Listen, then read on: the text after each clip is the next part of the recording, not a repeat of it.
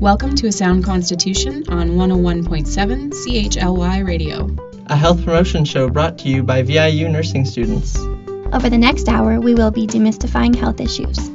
Thanks for tuning in. Hello, listeners, and welcome back to this week's episode of A Sound Constitution. This is Julia speaking, and in the studio with me today is Brittany, Jade, and Sophia. I'd also like to give a shout out to Allison for being our editor for this week's show. As our next show in the Health Promotion Across the Lifespan series, we'll be talking about adolescence today. But first, I want to discuss why we felt this was an important age to focus in on. In the 1950s and 60s, Erik Erikson proposed a theory of psychosocial development, which comprised 8 stages from infancy to adulthood. During each stage, the person experiences a psychosocial crisis, which could have a positive or negative outcome for personality development. The 5th stage in this theory is known as identity versus role confusion, and it occurs during adolescence from about 12 to 18 years of age. During this stage, adolescents search for a sense of self and personal identity through an intense exploration of personal values, beliefs, and goals. During adolescence, the transition from childhood to adulthood is most important. Children are becoming more independent, and they begin to look at the future in terms of career, relationships, families, housing, etc. The individual wants to belong to a society and fit in. This is a major stage of development where the child has to learn the roles he or she will occupy as an adult. It is during this stage that the adolescent will re-examine his or her identity and try to find out exactly who he or she is. Erikson suggests that 2 identities are involved, the sexual and the occupational. Erikson claims that the adolescent may feel uncomfortable about their body for a while until they can adapt and grow into the changes. Success in this stage will lead to the virtue of fidelity. Fidelity involves being able to commit oneself to others on the basis of accepting others, even when there may be ideological differences. During this period, they explore possibilities and begin to form their own identity based upon the outcome of their explorations. Failure to establish a sense of identity within society, or I don't know what I want to be when I grow up, can lead to role confusion. Role confusion involves the individual not being sure about themselves or their place in society. In response to role confusion or identity crisis, an adolescent may begin to experiment with different lifestyles, for example, work, education, or political activities. Also, pressuring someone into an identity can result in rebellion in the form of establishing a negative identity, and in addition to this, feelings of unhappiness. So in short, adolescence is a time of a lot of changes and transition. Kids are becoming adults, discovering who they are, and becoming more independent. Over the next hour, we're going to highlight some important health information for this stage of development, so stay tuned for some great health promotion information.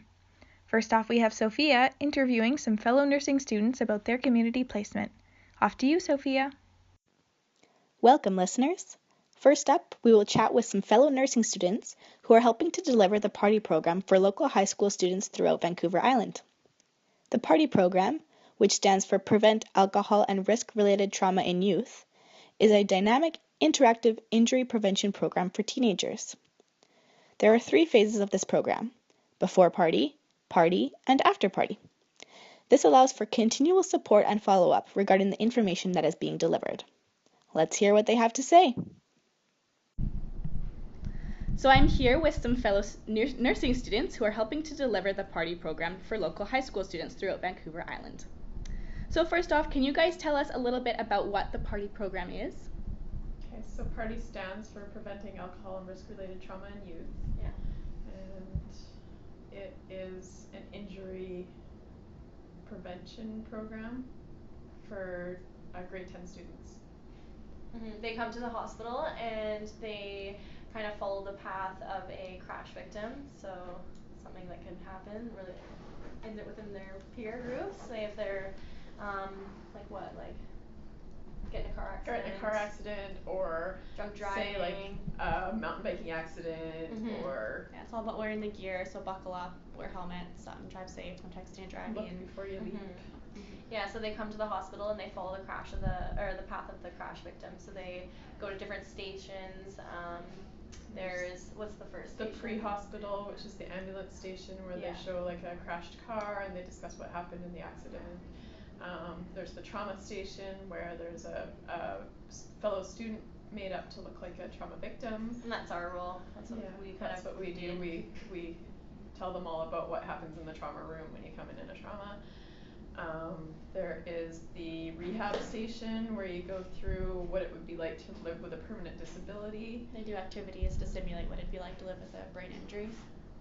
And then spinal cord, yeah. there's the police station, so the police officer comes in and shows them a video about drinking and driving, and it's really effective. It's a bit of a scary video. And then finally there's the morgue station, so they go through and tell you what happens when you end up in the morgue and your parents have to come and identify your body. And then it ends with a crash survivor victim. He comes in and he tells his story about his crash. Now it's affected his life, and now he lives with a permanent brain injury. Yeah, so it's really impactful for the youth generally, yeah. Yeah, definitely. Lots of fainters and whatnot too. Great. So you guys touched a little bit on what your role is as nursing students. Can you just go over that quickly again about what you guys do there? So our main role is to run the trauma station.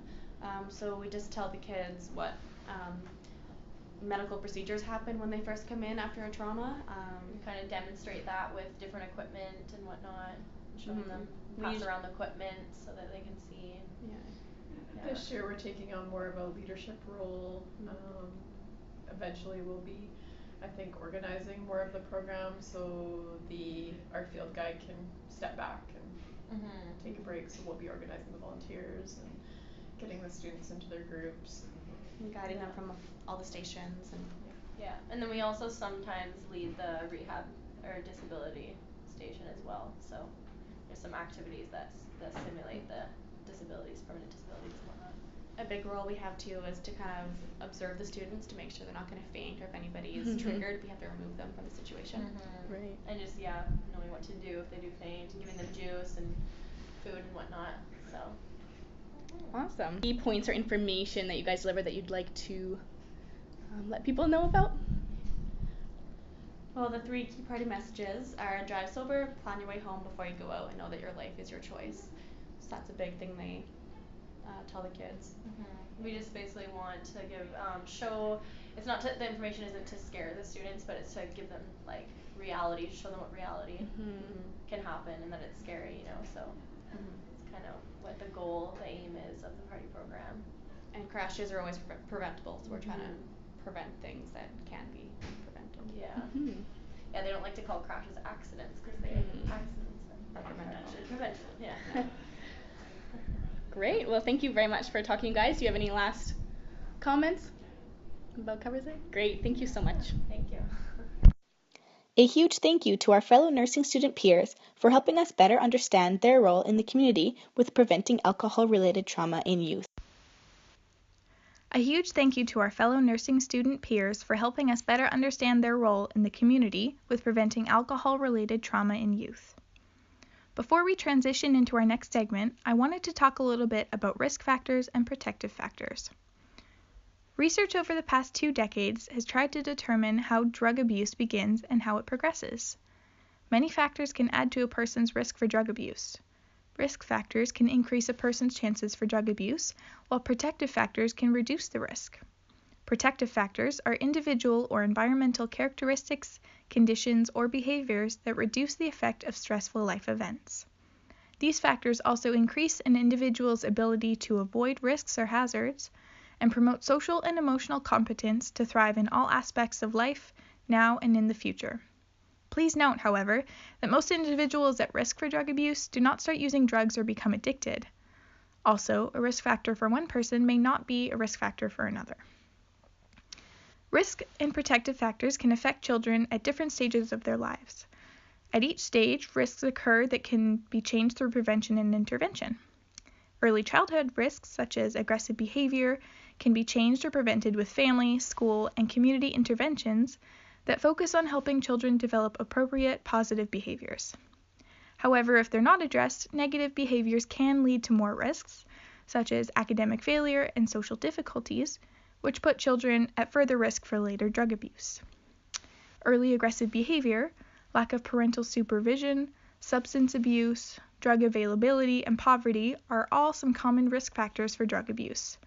But on the other end of the spectrum, self-control, parental monitoring, academic competence, anti-drug use campaigns, and strong neighborhood attachment are all common protective factors. Risk factors can influence drug abuse in several ways. The more risks a child is exposed to, the more likely that child will abuse drugs. Some risk factors may be more powerful than others at certain stages in development, such as peer pressure during the teenage years, just as some protective factors, such as a strong parent-child bond, can have a greater impact on reducing risks during the early years. An important goal of prevention is to change the balance between risk and protective factors so that protective factors outweigh risk factors. And now Sophia is going to introduce an audio clip about the teenage brain. We now have an audio clip from a TEDx youth conference on the development and nature of an adolescent's brain. This is Insight into a Teenager Brain by Adriana Gallivan. Enjoy.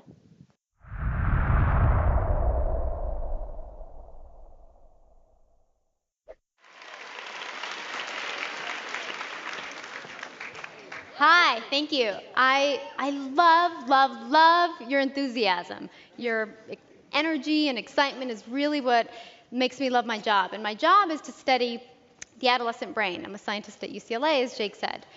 So scientists have studied the brain for centuries, but it's only been in the last 15 years or so that we've discovered one of the most fascinating things. And that is that your brain changes every single day. As you sit in this room, your brain is changing in response to my voice, in response to the person next to you. And your experiences and the people you affiliate with shape the way your brain ultimately develops.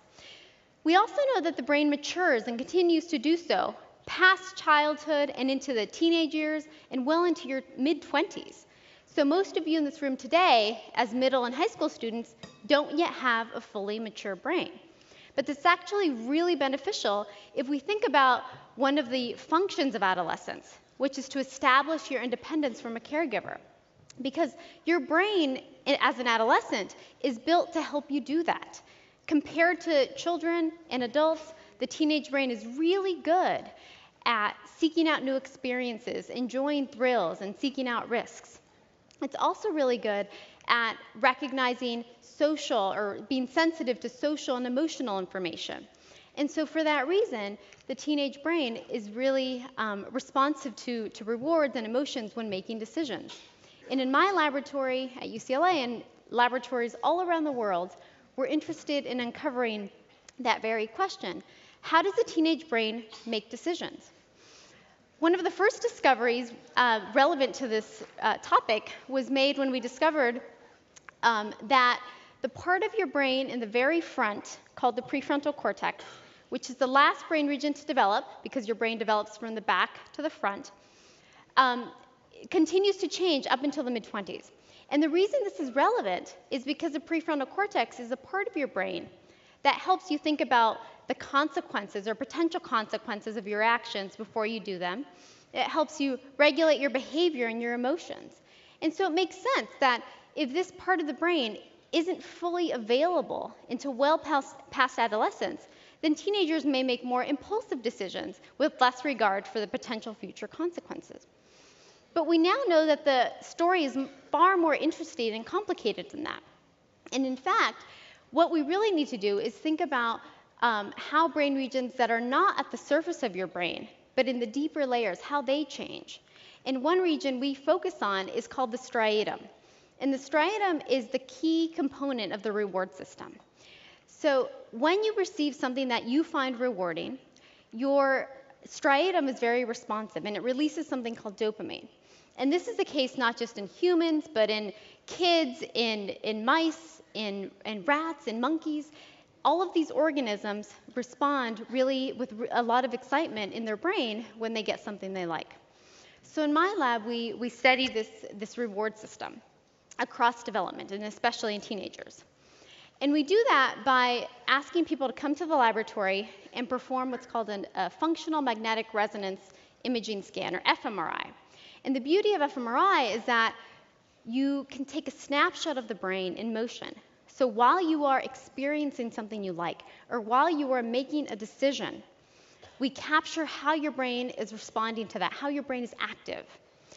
And so to study the reward system, what we did is not simply show people pictures of reward, which is what mostly happens in brain imaging studies, but instead what we did is we actually gave someone a reward.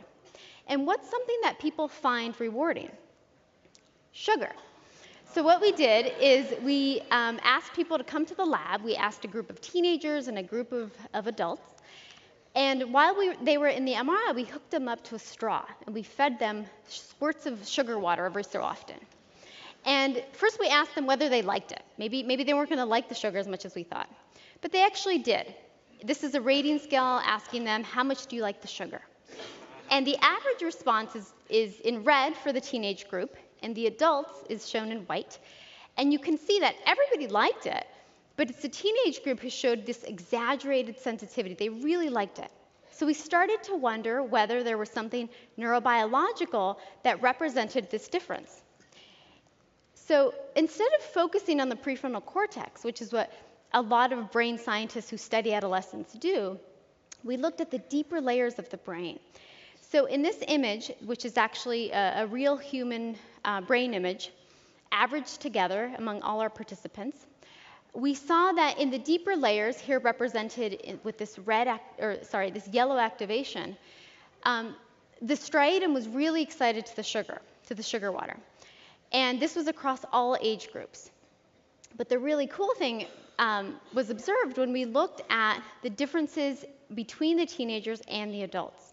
Here again, I'm showing you the magnitude of activation, that is, how excitable the brain was in the teenagers compared to the adults. So this very simple reward of sugar. And you can see that the teenagers were much more excited to the same exact stimulus and in the same exact region of the brain. It's the teenage brain that was going crazy. It was really excited to get it.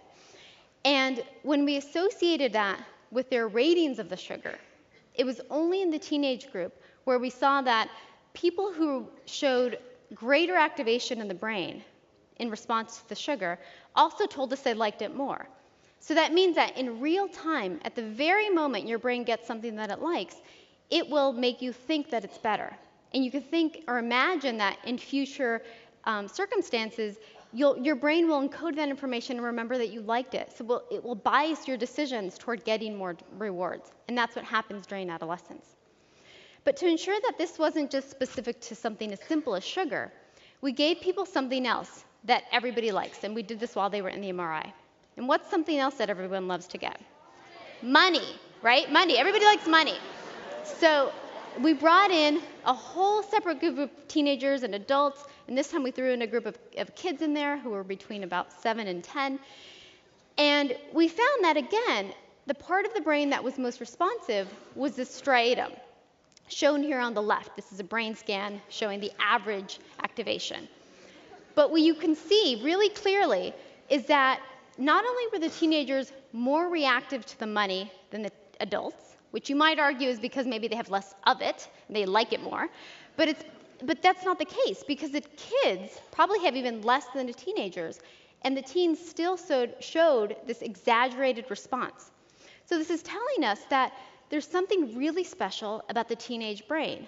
There's a sharp increase in sensitivity to rewards and novel information from childhood to adolescence, but then there's a sharp decrease from adolescence to adulthood.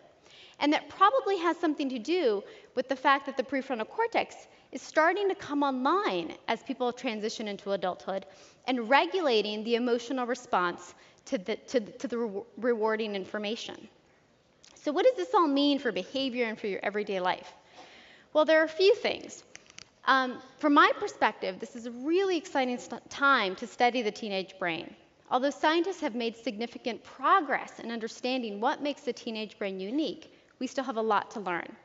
For instance, we're just now starting to appreciate that this sensitivity in the brain to rewards and to emotions might lead teenagers to make poor choices sometimes, but it also presents an excellent opportunity to seek out new adventures, to meet new people, and to confront interesting challenges in ways that people don't typically do later in life.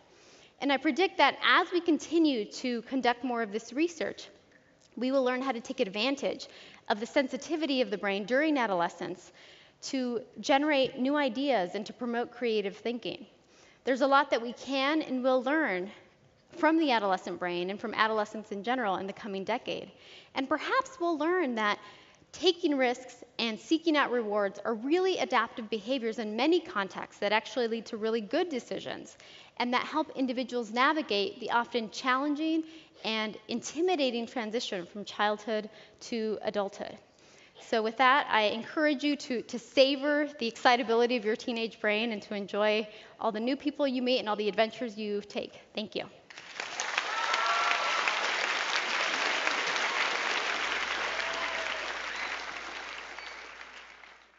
Hello, listeners. We just heard an audio clip from Adriana Galvin at a TEDx youth conference talking about the teenage brain.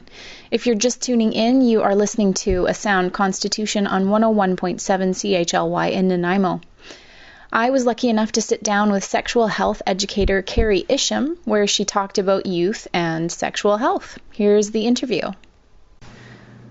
Okay, so we are sitting here with Carrie Isham, and I'll let her introduce herself. Great. Well, thanks for having me. I am Carrie Isham, and I have been running my own sexual health consulting business for the last 9 years. I've been an educator for 22 years, and I decided in 2009 to go back to school to get my certification in sexual health education through Options for Sexual Health in Vancouver. And I'm happy to report that we are in Victoria's schools all the way up to Port Alberni, and I have a second educator joining my team this month. Oh, nice. Right on. All right, so we'll head right into the questions then. So on your website, you talk about how discussing sexual health can sometimes be an uncomfortable subject, especially for kids and their parents. Could you give us some tips for parents when broaching the topic with their children?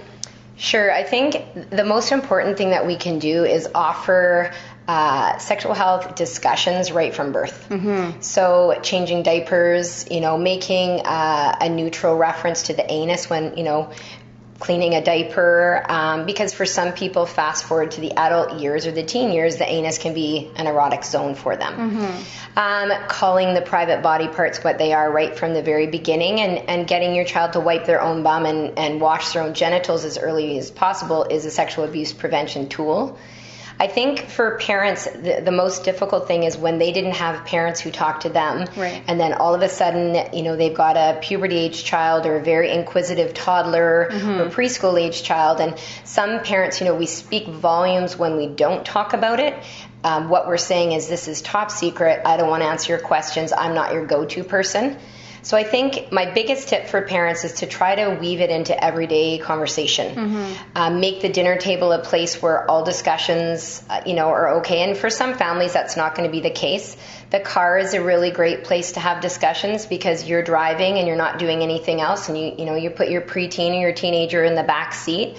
Don't adjust the mirrors to eyeball them because kids really tell me that they don't like that. Right. Sometimes right before bed is a really awesome opportunity to connect with kids, and that's when everybody's tired, but unfortunately that's when kids sometimes spill about their day. Mm-hmm. And then if you're just doing activities, you've just watched a movie, that's a good connection time, or you're out camping or you're going hiking or walking. So as often as possible, as neutrally discussed mm-hmm. as possible, because our kids ask us some pretty crazy things, especially when they ask us about our personal sexual histories. Right. And we want to, answer their questions without judgment, because we want them to, have as little shame as possible about this topic, or they simply will just go to their peers, and we call that the blind leading the blind. Of course. Those are wonderful tips. Okay, so it seems as though kids carry smartphones everywhere. Can you talk to us a bit about youth and things like sexting? Okay. So yeah, kids younger and younger have access to mobile devices. And I think the most important thing is that parents, need to set really specific guidelines right from the beginning.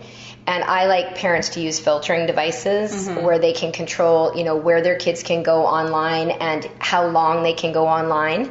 And there's so many different filtering systems. I actually, on my website under workshops, if people click on powerupworkshops.ca, you can click on internet safety, and we've got, a template for people to download, and there's tons of things. I think digital citizenship is something that all kids should be able to define, with their parents. Like, what does it mean to be a good online person? Right. And we teach kids that, how you show up online should be the same that you show up in real life. And that anything you post can be copied, screenshotted, sent to anyone.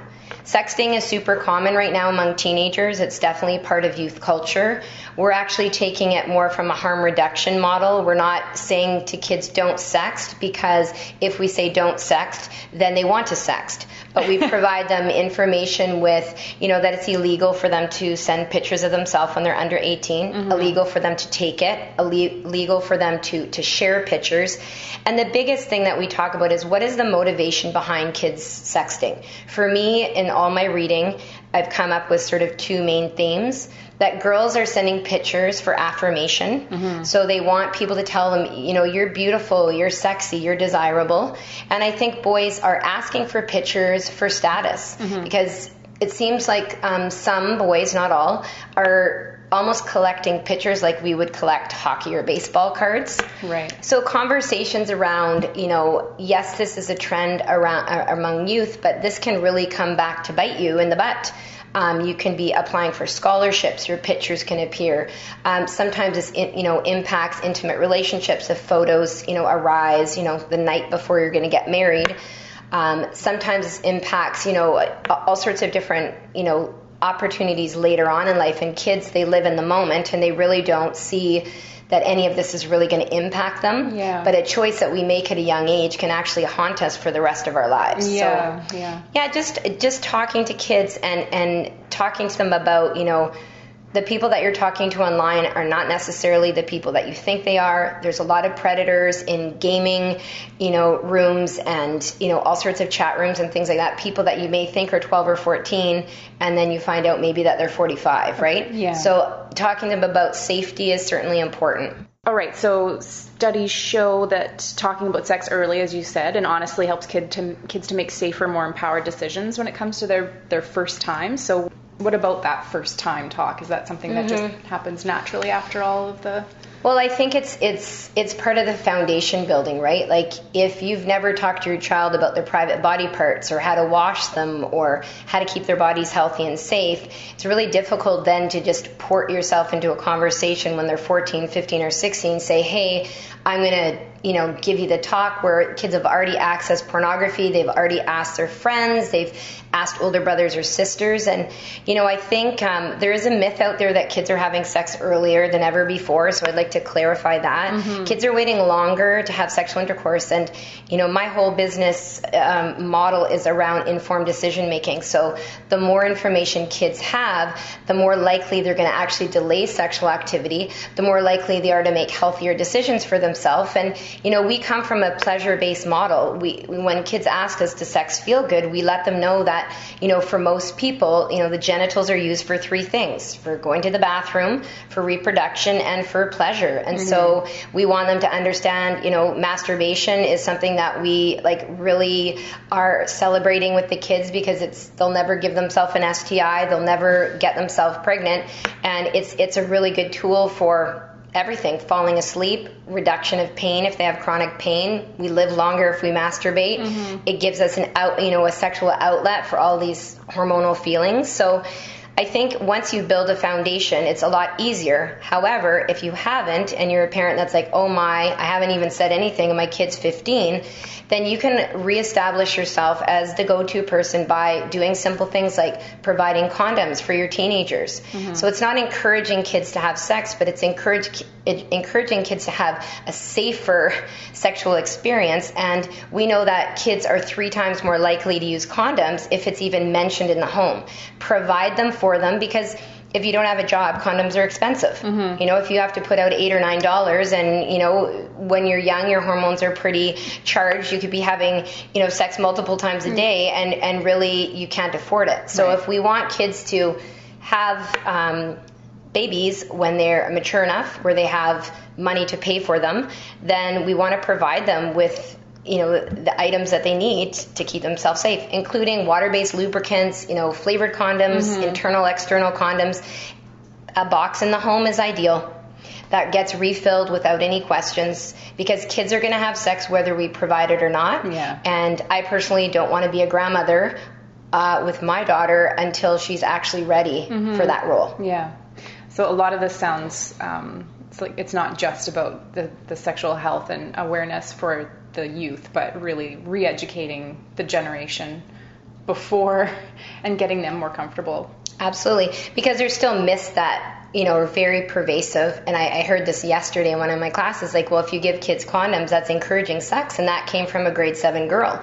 I know she heard that from somewhere, right? So I say, yes, it is encouraging you to open the package, make a water balloon, do the YouTube condom challenge, put a condom on your forearm, make a volleyball, hang it on a door handle. And I want you to be able to open the package, and I want you to look at them, and I want you to know how they're used. And ideally, I would like you to put it on your penis and try putting it on long before you have your first sexual experience. Yeah, that is, yes, good tip for sure.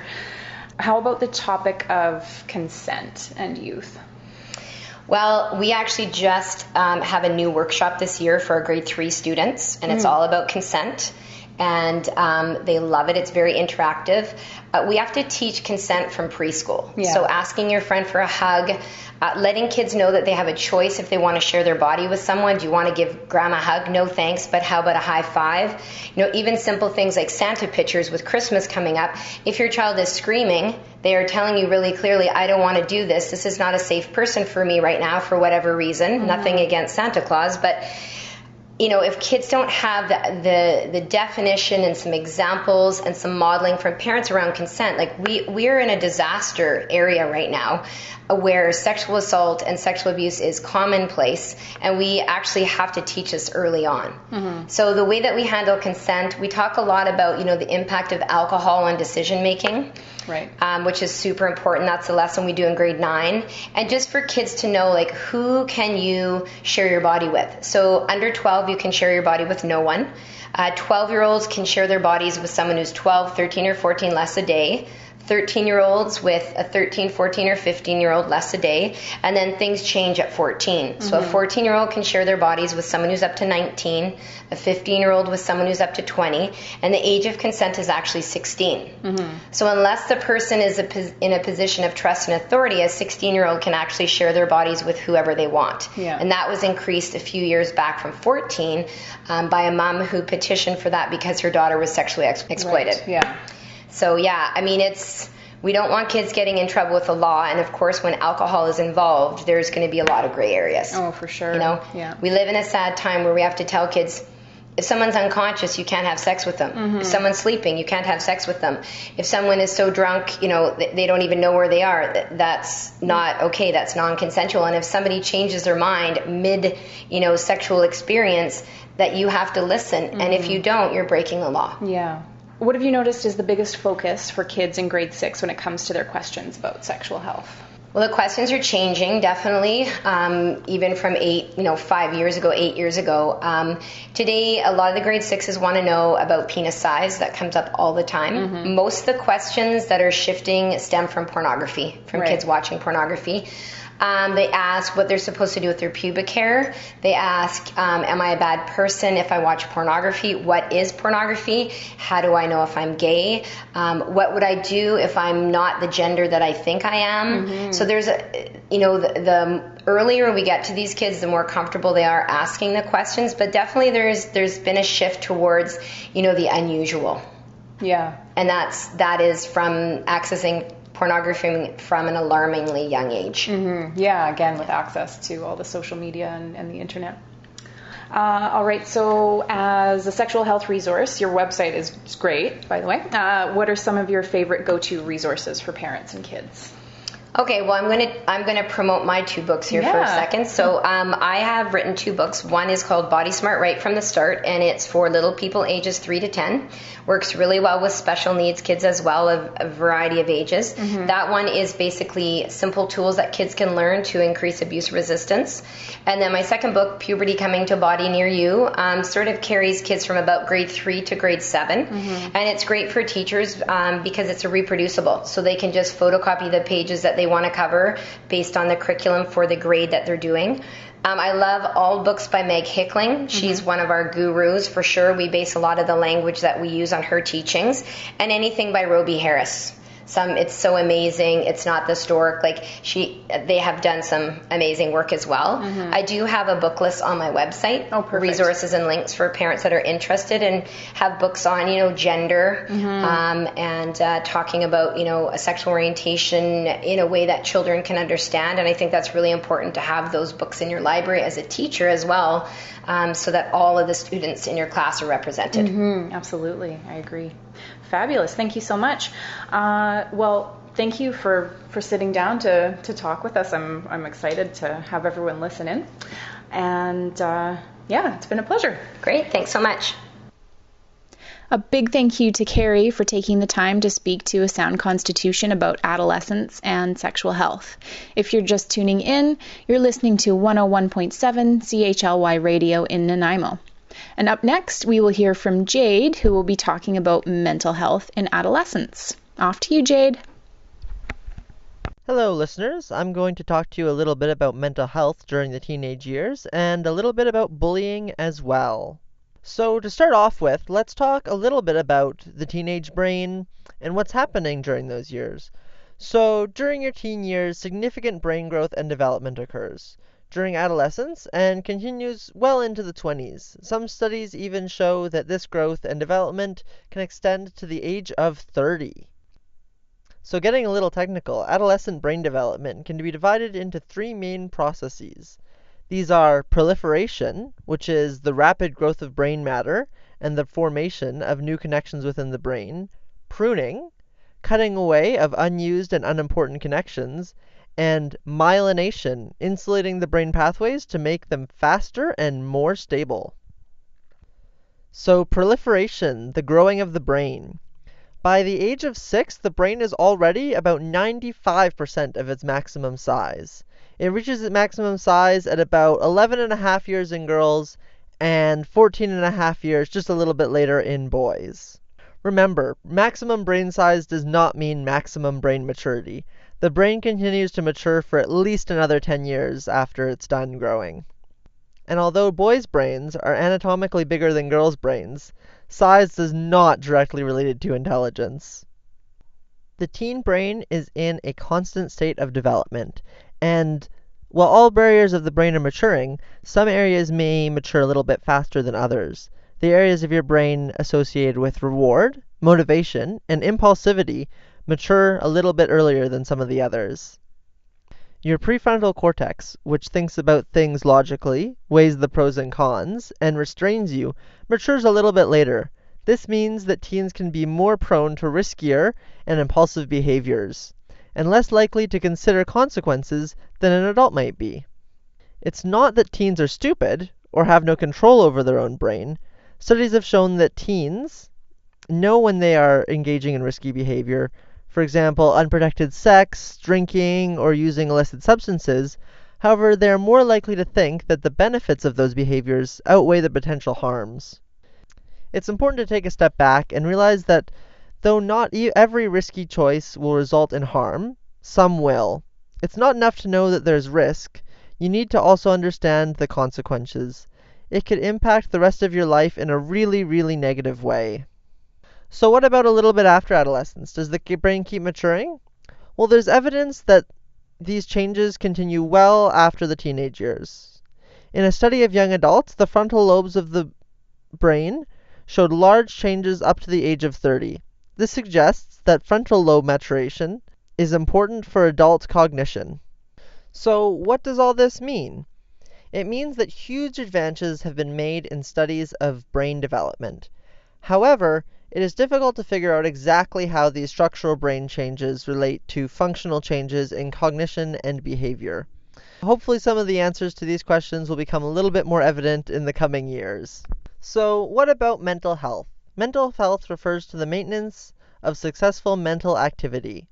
This includes maintaining productive daily activities and maintaining fulfilling relationships with others. It also includes maintaining the abilities to adapt, to change, and to cope with stress. It is definitely not easy being a teenager. Sometimes it's tough to avoid feeling stressed, and pressure can build up in many areas of life: school, socially, at home, and while making big life decisions. Worrying about these pressures is normal, but feeling very sad, hopeless, or worthless might be a sign of a mental health problem. Mental illness can occur when the brain or part of the brain is not working well or is working in the wrong way. When the brain is not functioning properly, one or more of its 6 functions might be disrupted. These include thinking, perception, emotion, signaling, the physical structure of the brain, or behavior. So symptoms might include thinking difficulties or problems focusing attention, extreme emotional highs and lows, or also sleep problems. When these symptoms significantly disrupt a person's life, we say that that person has a mental illness. So what are some of the causes of mental illness? Well, the causes of mental illness are really complicated. Generally speaking, it's a mixture of genetics and a person's environment that can lead to mental illness. What do we know about mental illness? The symptoms of mental illness are a result of abnormal brain functioning. Mental illness is considered a brain disorder, and mental illness is rarely, if ever, caused by just stress alone. What do we know about the causes of mental illness? It's not considered the consequence of poor parenting or bad behavior. It's not the result of personal weakness or deficits in personality. It's not the manifestation of malevolent spiritual intent. Only in exceptional cases is it caused by nutritional factors, and it's definitely not caused at all by poverty. Many mental illnesses begin during childhood and persist into adolescence. Some of these might include attention deficit hyperactivity disorder, ADHD, autism spectrum disorders, or generalized anxiety disorders. However, some illnesses may also begin during adolescence, while the brain is undergoing significant maturation and changes. The illnesses that most often begin during adolescence include major depression, schizophrenia, bipolar disorder, panic disorder, social anxiety disorder, some eating disorders, obsessive compulsive disorder, and addictions. What do we know about people with mental illnesses? Most people with mental disorders live productive and positive lives while receiving treatments for their mental illness. Some people have severe and persistent mental disorders which respond poorly to current treatments, as in all other illnesses. Mental illness does not respect any boundaries of race, class, or geography. The majority of people have a friend, acquaintance, or family member who has a mental illness. Mental health problems can be treated. If you feel very sad, stressed, or worried, it might help to talk to a parent, teacher, school's counselor, or physician. So let's talk a little bit about bullying. What is bullying? Bullying is acting in ways that scare or harm another person. Kids who bully usually pick on someone who is weaker or more alone, and they repeat the actions over and over. Bullying starts in elementary school and becomes most common in middle school. By high school, it is less common but still occurs. Bullying can take many forms, including physical harm, such as hitting, shoving, or tripping; emotional harm, such as making fun of the way somebody acts, looks, or talks; writing mean things about someone in emails or online journals, blogs, is also considered bullying. Girls who bully are more likely to do so in emotional ways. Boys who bully often do so in both physical and emotional ways. For example, a girl may form a group and exclude another girl or gossip about her, whereas a boy may shove another boy and call him names. Both boys and girls participate in cyberbullying. This means using high-tech devices to spread rumors or to send harmful messages or pictures. Emotional bullying doesn't leave bruises, but the damage is just as real. If you think your child, teen, or somebody you know is being abused or abusing somebody else, take action to stop the abuse. Why is it important to stop bullying? Bullying is a serious problem for everybody involved. Those who are bullied are more likely to feel bad about themselves and be depressed. They may fear or lose interest in going to school. Sometimes they may take extreme measures which can lead to very tragic results. They may carry weapons, use violence to get revenge, or try to harm themselves. Those who bully others are more likely to drop out of school, have drug and alcohol problems, and break the law. So, what are the traits of those who bully? Children who bully are often physically strong. They may bully because they like the feeling of power. They may be kids who don't do things without thinking first and may not follow the rules. These people have not learned to think about the feelings of other people. Those who physically bully others sometimes come from homes where adults fight or hurt each other. They may pick on others because they have been bullied themselves. Youth who bully need counseling. It can help them understand why they act as they do, and it can help teach them how to interact with others in more positive ways. Family counseling can be especially helpful for some of these people. How do those who are bullied act? Those who are bullied are often quiet and shy. They may have few friends and find it hard to stand up for themselves. They may begin to think that they even deserve the abuse. So what can somebody do if they are being bullied? People are often scared and angry when they are bullied. They may not know what to do. Teach them to talk back. For example, say, "Leave me alone," or "You don't scare me." You can have your child practice saying this in a calm, strong voice. Walk away. Don't run, even if you're afraid, and tell an adult. A parent or teacher can take steps to stop the bullying. What can you do to stop bullying? Bullying can be stopped if people pay attention and take action. Bullying most often occurs in school, and it is most common in schools where students are not well supervised. If bullying is happening at your child's school, talk to the principal or vice principal. Urge the school to adopt a no bullying policy. Everyone should know that those who bully will be disciplined. Those who are bullied should be protected and supported. As a parent, you can help your child get involved in new hobbies or groups, such as school clubs or church youth groups. Being a part of a group can help reduce bullying. Having friends can help a child have a better sense of self-image. You can help stop the cycle of bullying, and don't let yourself be part of the problem. Speak up when you see someone else being picked on. It can help to say something like, "Cut it out. That's not funny." If this is too hard or scary to do, walk away and tell an adult. If someone sends you a mean email about another person, don't forward it to others. Print it out and show it to an adult. Thanks, Jade. Up next, we have a song from local band The Stacks with their song Things I Do.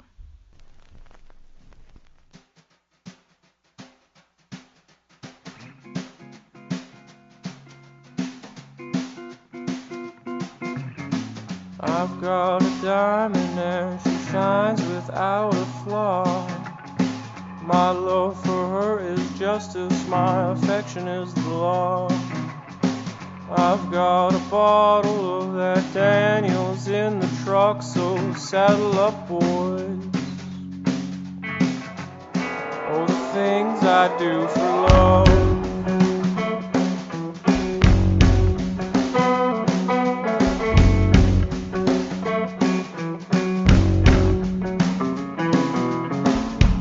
By possession and adherence to the cause.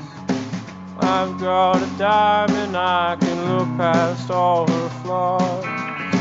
Boy, I don't like it when the moon shines in the barn. I said, my, oh my, oh my, oh my, oh my, the things I do for you.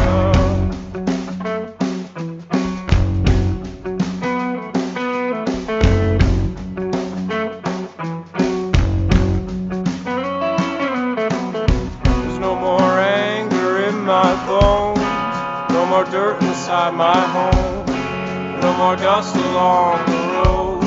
It's just my footsteps at your doors. No more rolling, rolling, rolling, rolling home.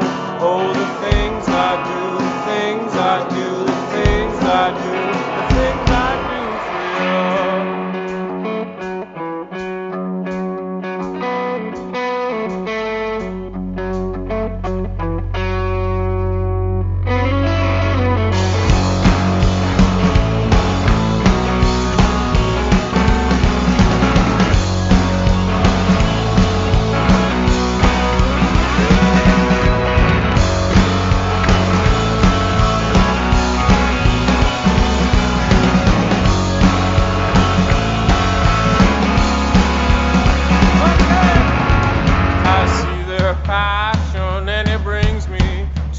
me so surely. This action is gonna justify the evil means. Now, brother never wanted to be the one. Brother never wanted to be all the things I wouldn't do for you. You know, there's not many things I wouldn't do for you. No more anger in my bones. No more dirt beside my home. No more dust along the road. It's just my footsteps at your door. There's no more rolling, rolling, rolling, rolling. No, all the things I do, the things I do, the things I do, the things I do for you.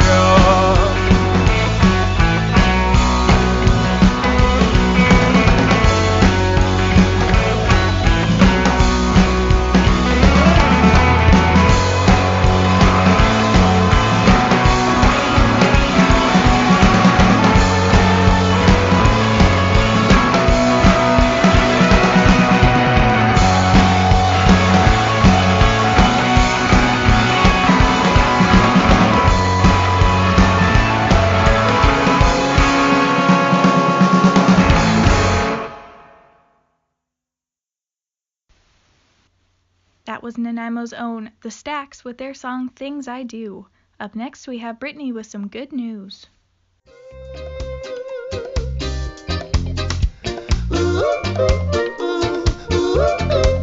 And now for some good news. Up next, we've got some good news about sexual health workshops on Vancouver Island with sexual health educator Carrie Isham. Here is Carrie with more info. All right, so basically Power Up Workshops has 4 main focuses. We focus on sexual abuse prevention, puberty education, LGBTQ plus advocacy, and we also work with special needs students and young adults. Basically, I am offering all sorts of different options. We do summer workshops for preschool kids to get them ready for kindergarten. We do in-home sessions all over Vancouver Island. So if you wanted to organize, a group of people that your child plays with is ideal, and then the parents and the kids do the workshops together. We do workshops in schools in Victoria, Port Alberni, Nanaimo, Cowichan-Duncan area. And I do professional development at the university level for school districts, and I do workshops for parents through the District Parent Advisory Council. And yeah, basically anybody that's willing to listen to what I have to say about these topics that I'm so passionate about. I do quite a bit of work with First Nations organizations as well, and I do quite a bit of work with bands, and yeah, just some preschool work, some ECE work, certifying people to get credits for upgrading or recertifying. So yeah, people can reach me online at powerupworkshops.ca, or my email is powerupworkshops@gmail.com. And the fees vary depending if it's daytime, evening, weekend, and what kind of groupings that we have. Okay, but they can check out your website for more information. Absolutely. That's great. Thanks, Carrie. Thanks so much. Be sure to check out our Facebook page for links to the Power Up website. Thanks for listening to A Sound Constitution on 101.7 CHLY Radio. For more information, questions, or comments, please visit our Facebook page at A Sound Constitution. Tune in again next Thursday morning from 10 to 11. Stay healthy, Vancouver Island.